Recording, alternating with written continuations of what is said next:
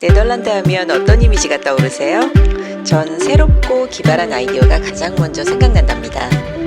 얼마 전 서울 디자인페스티벌 기간에 네덜란드 간 전시를 기념해서 네덜란드 대사님 관저에 작은 디자이너 네트워킹 모임이 열렸어요. 대사님의 집이자 미팅 장소이기도 한 대사 관저에서는 코로나만이 아니면 다양한 소셜 행사가 열리기도 했답니다. 아담해도 모던하고 기발한 네덜란드의 디자인 아이덴티티가 곳곳에 숨어 있었어요. 네덜란드에서 디자인 전시를 위해 디자이너분들이 오셔서 한국의 디자인 전문가, 기업인들과 함께하는 시간을 가졌답니다. 코로나로 오랫동안 어려웠던 소셜의 기회를 만들어주신 조안 네덜란드 대사님을 행사 시작 전 미니 인터뷰로 만나봤어요.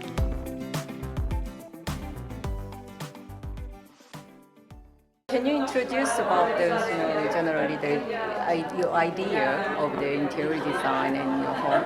Okay, so since 1 year, this is the residence of the Kingdom of the Netherlands here in Korea. We wanted to have a place that shows a little bit the innovative spirit of the Netherlands, so the modern way that we think. And we know Korea is likewise, so we looked for a space like that, and we found that, I think, here in this residence. And everything you see right now, the art and all that, we brought from the Netherlands.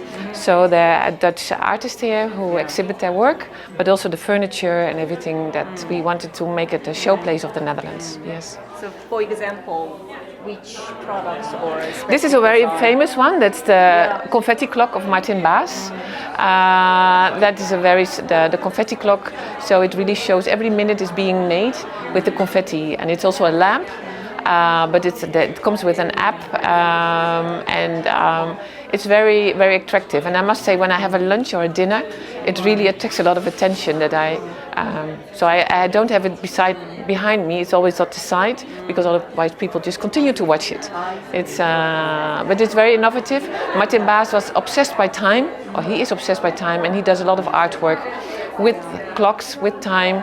There's a huge clock in Schiphol Airport, in the departure hall, where he paints every minute. So do you think, as a representative of your country, so what's going to be those distinction that the Dutch design can be distinguished to those Korean people? I think, we see a lot of interaction. We have a big program working together with Korea, with ARCO, the Arts Council in Korea.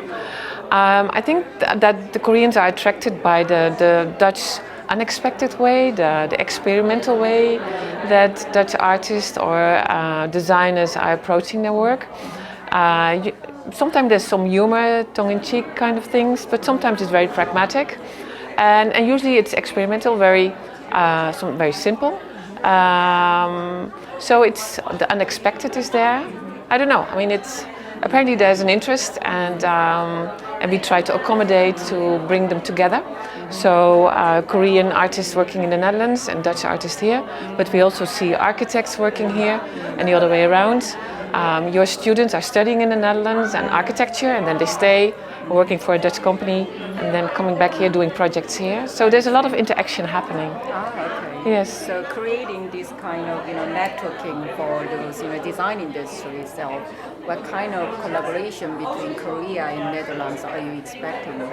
Well, we have right now the Seoul Design Festival, so that's a very nice occasion as well. So there will be a Dutch pavilion where we have Dutch designers represented there, and we tried with matchmaking, bringing parties together. And that's really the work of the embassy, being like a mediator or being like a bridge between the two countries, and bringing people together. 인테리어와 디자인, 문화 분야에서 한국과 네덜란드의 브릿지가 되고 있는 김희정 상무관님. 서울 디자인 페스티벌 네덜란드 디자인 전시의 취지를 한번 들어볼까요?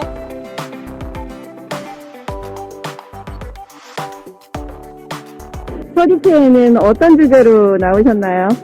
저희가 이번에 네덜란드 디자이너 6개 브랜드와 디자이너를 모시고 국가관을 차려서 서울 디자인 페스티벌에 참여하게 됐고요. 생활 소품에서 인테리어 그리고 그 관객 참여 액티비티 모듈을 디자인하는 스튜디오까지 좀 다양한 스펙트럼의 디자이너들을 모시고 참여를 하게 됐습니다. 네덜란드 디자인이 한국에서는 가장 시그니처한 프로젝트라면 어떤 좀 자랑스러운 좀 얘기 좀 해주세요. 여태까지는 사실 그 다른 분야보다는 일단 설계 디자인 쪽에서 여기 많이 들어와 있고요. 건축사들 에너지를 절약할 수 있는 단열성 유리를 사용한 유리 파사드라든지 그런 쪽에 그 설계 디자인이 굉장히 컨셉추얼한 부분들이 많이 있어서 그런 점으로 네덜란드를 기억하시는 분들이 많이 계실 것 같습니다. ESG가 뭐 세계적인 화두인데 한국 기업들이나 미디어와 좀 콜라보를 한다면 적극적으로 이야기할 기업들이 있습니까?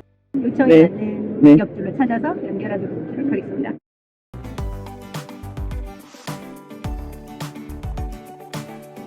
집 거실을 가득 메운 열기를 뒤로하고 잠시 신선한 공기를 마시러 마당 정원에 나와봤는데요.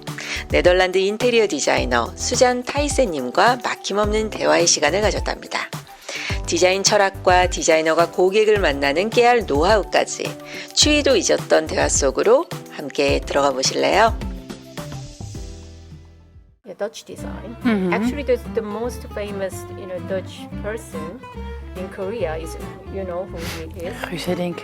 Yeah, you know already. Yeah. But that's football. Yeah.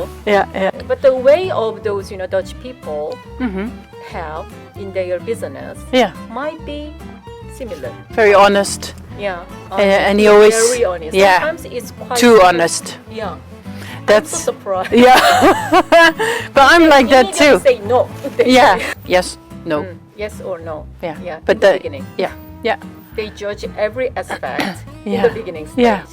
Yeah. Yeah. Yeah. But sometimes it makes the better result, I suppose. So I At least suppose, you know what you're dealing with. You know you're dealing with an honest person. And it's not always the answer that you want to hear, because sometimes you want to dream a little bit. But at least I'm like that too. I see. But I put it in a nice way. I will go like, no, yes. So how do you find the core idea of your interior design project for every different project? What we talk about now, I will keep my own company in mind. And the thing that really made me wonder is when I worked for big architect firms, you get hired by a client and they pay a lot of money, right? So you feel the responsibility as a big firm to produce like a document of like 200 pages. Do all the sketches and let's do a little bit of a study here, do a study there. Because we're expensive, we have to show we're worth the money. Whereas when I have my own business, I meet with my client. The first meeting takes maybe like 3 hours. And you think, what, 3 hours? Why do you want to talk for such a long time? But do you know how much information I get with a personal conversation? It stops me having to produce all this useless information. And I talk for like 2.5 hours, and only the last 10 minutes, then the client becomes a bit tired, and then they tell you really what their problem is. Right? Because you're such a know-how. Yeah, you have a nice conversation, you get to know each other, it's a very nice conversation. But as you get to know each other, the client and you will build a relationship. And then after like the last 10 minutes in the conversation, it's like, well, actually, you know what really my problem is? My staff, they have really difficulties walking this way. I think the routing is not very good. The clients, they don't really like the color scheme. And that's all the information I find in this personal meeting. So then I go away. I never come up with design ideas straight away because it needs to sink in, right? I want to go down to the DNA level of the client. Like, okay, but what do you really need? Or what is really your problem? Or what kind of guests do you want to attract in the future? And then when I have all the information, it's just like a drip, and the bucket fills up with water. I take the bucket home or to my company. And then I start thinking when I walk around with my dog, or I walk in the forest or take a shower. It builds and it builds and builds. And then after like a few days, I have the solution because you know all the problems. And in my opinion, creating a good design is solving the problems or solving the needs for the client. Like I want to attract clients with a bigger budget, or I want it to be more luxurious, or I want it, or I want to have a fast concept. People need to come in, eat here for like 15 minutes and go. That's all different ingredients. But once I know all the problems, plus my own personal taste, of course I bring a little bit of my own DNA into it as well, then seriously, mostly I hit the design straight on the head. And then I come to the client and they're like, oh, you really designed, this is exactly what I need. How did you do it? By listening. Listening. Whereas when you're a big architect firm or are arrogant, you only care about your own signature. I'm the designer, I'm telling you what to do. Yeah. Is the client happy? Can you imagine? The client might be happy for a few weeks, and then they're like, but it doesn't work, my staff is still not going the right way, my clients are still not, So my biggest recommendation is that we need to start listening again. Okay. Yeah. So that is more about those, solving the problems and those more closer to the business sector. Yeah. Now, what I regard of this notion of the design is in the middle of the way from art and business, putting some idea and the imagination from science, for example. So then when do you consider to put your own artistic idea into your project? It's always in which stage? it's always in there. It depends. Like when I design a hotel, I designed a hotel in Amsterdam. It was in the red light district. Very controversial. Okay. Yeah. But the building was an old monument with a beautiful facade. Like it was listed building. Yeah. So I thought, okay, there's all these tourists and they drink a lot of beer and they, come here for a reason. But I thought, let's please give some respect back to the building. So then I put a different hat on and I'm looking at the building like you're a monument. Let's please reinstall the beauty of the building. So I painted the interior, had beautiful ornaments on the ceiling, and it was split into two parts. The back side had this beautiful ornament. What I then did, I translated that shape, I copied it, I made a metal copy of the shape, I put a LED strip in it, suspended it from the ceiling. So you have the beautiful old 200-year-old decoration, and then I translated into a beautiful sculpture, light sculpture, that I would have never thought about it beforehand. But because I go into the DNA of the client, into the DNA of the building, the city, then I come up with an idea. Okay, let's do this, and then it's like putting all the puzzle pieces together. And sometimes it's a bit. Maybe it looks very basic, but still there's always a lot of thoughts behind it. Why does it need to be basic?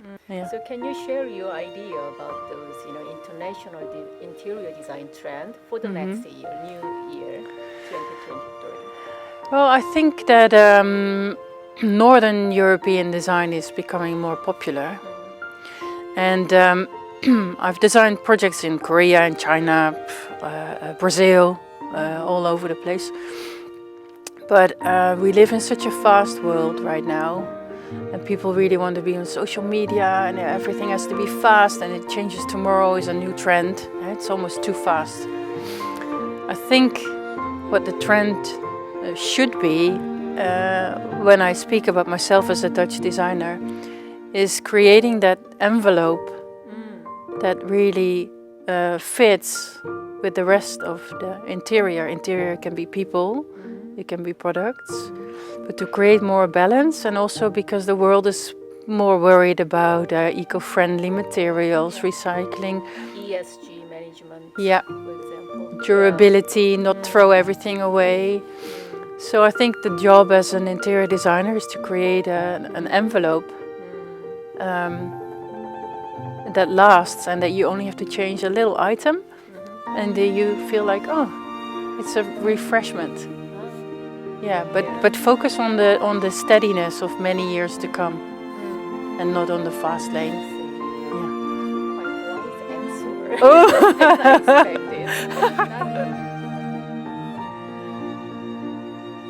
네덜란드 디자인 토크 어떠셨어요? 앞으로도 특별하고 즐거운 대화 트렌프레소와 함께 해주시겠어요?